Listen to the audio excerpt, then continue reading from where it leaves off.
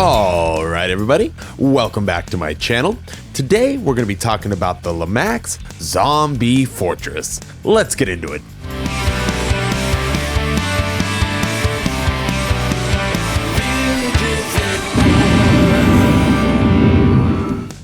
Okay, so the Zombie Fortress, it was released in 2016. As you can see from the wide shot here, it is quite tall and it's a little hard to capture everything, so work with me.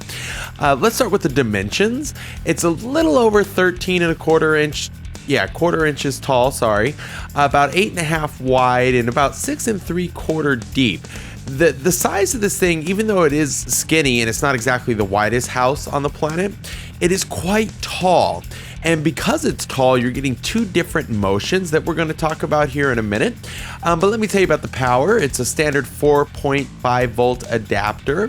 It is only electrical. There's no option for a battery pack. Could you put a battery pack on it? Maybe, that's up to you, but I wouldn't recommend it. It could potentially burn it out as the batteries wear down. So I would say stay with the electrical adapter.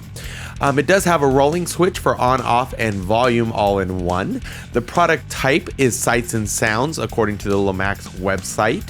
It is made of porcelain, and the description that the Lemax site had was balloons rotate around the fortress and zombie moves around the fortress. You can still buy them new. They're about $76.49 on eHobby. No affiliation there, just happened to be where I found one. Let's start talking about the detail though. So like I said, there is a lot to see here. Coming in right in the middle here is the zombies kind of go around thing. I think that's really cool. As far as the scale of them, they do appear to be, I don't know, maybe skinnier than the normal figures that you would see, maybe slightly smaller than some of the normal figures in your village, but either way, really cool. Let's go to the next thing, which would be obviously the big balloon with the awesome logo on it. I love the pieces that have the balloons that go around. I know there's some people out there that don't really care for them, but me personally, I'm kind of into that whole thing. The lighting on this house is really neat. There's kind of a lot of lighting everywhere, really. Depending on the angle, I guess you could say there could be a little bit more, maybe on the back side or something like that. But overall, I think it's fantastic. I mean, look at that. Look at the green glow. It is on the inside as well. There's a glow in there, slightly different color, but it is there.